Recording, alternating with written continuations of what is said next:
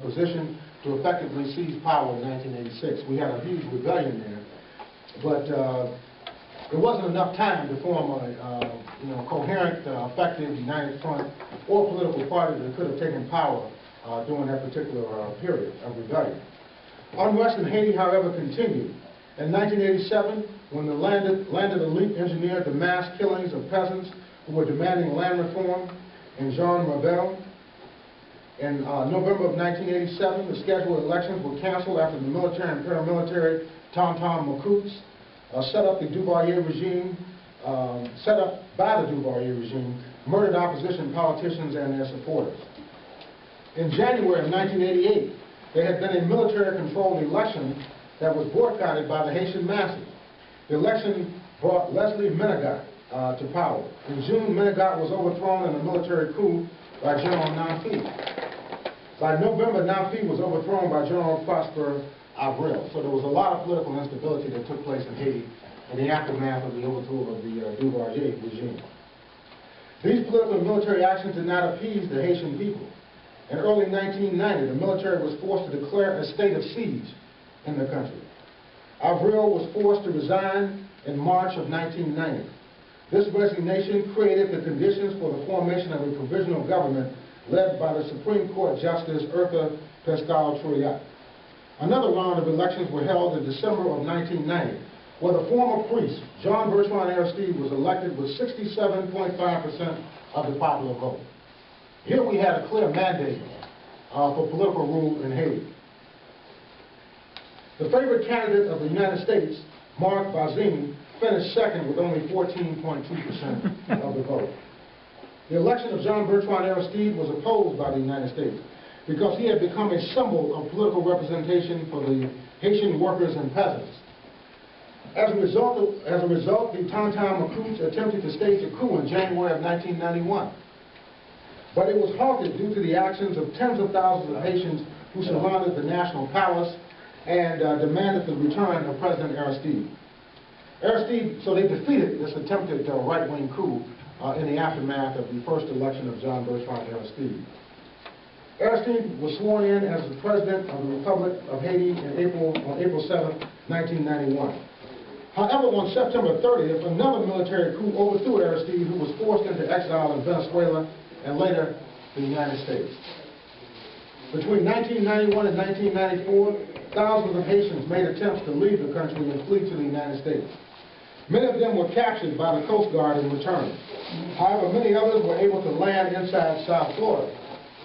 In 1994, the military regime in Haiti resigned and President Aristide was returned to power in Haiti by the United States administration under Bill Clinton. Aristide's return to power was carried out under unfavorable conditions for the Haitian masses. Aristide was forced to step down as leader after 1 year.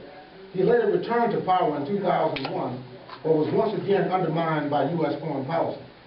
On February 29, 2004, the United States administration under George W. Bush invaded Haiti again and staged a coup against Aristide, forcing him into exile in the Central African Republic. With the intervention of the International Action Center and the Congressional Black Caucus Haiti Task Force, Aristide was released from Bangui, the capital of the Central African Republic, and was granted political asylum in the Republic of South Africa under the leadership of the African National Congress. And he still remains in South Africa today. Now, Aristide has made a statement in the aftermath of the quake saying that he's willing to go back to Haiti to assist in the redevelopment process. But the U.S., as far as I know, has not made any comment in this regard. And the current government now in Haiti, headed by René Préval, has not said anything about that either. But the masses there still love Aristide, and each year they have demonstrations of thousands of people demanding Aristide's return to Haiti.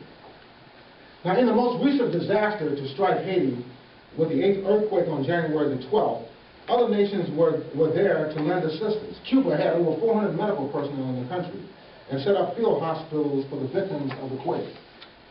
The People's Republic of China also sent rescue teams to help with the efforts to save lives and provide rehabilitation services to the victims. In Africa, there were major mobilizations to provide assistance to Haiti. Leading political and religious figures such as former Mozambican and South African First Lady Rosalind Michelle, as well as former Archbishop Desmond Tutu of South Africa, have announced initiatives to collect humanitarian aid for the people of Haiti.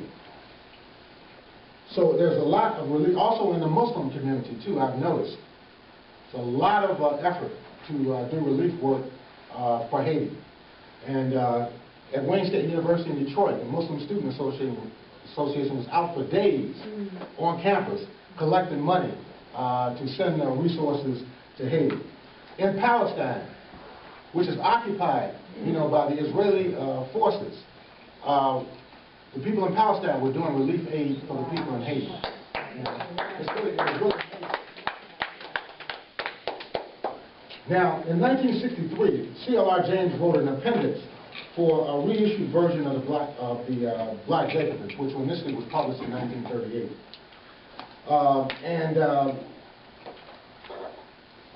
Now, James, in this appendix, it was entitled From Toussaint Overture to Fidel Castro. James draws a direct line between the Haitian Revolution of 1804 and the Cuban Revolution of 1959. It's quite an interesting appendix. James says that, quote, Castro's revolution is of the 20th century as much as Toussaint's was of the 18th century. But despite the distance over a century and a half, both are Caribbean. The people who made them, the problems and the attempts to solve them, and are peculiarly Caribbean, the product of a peculiar origin and a peculiar history. He says West Indians first became aware of themselves as a people in the Haitian Revolution. Whatever its ultimate fate, the Cuban Revolution marks the ultimate stage of a Caribbean quest for national identity.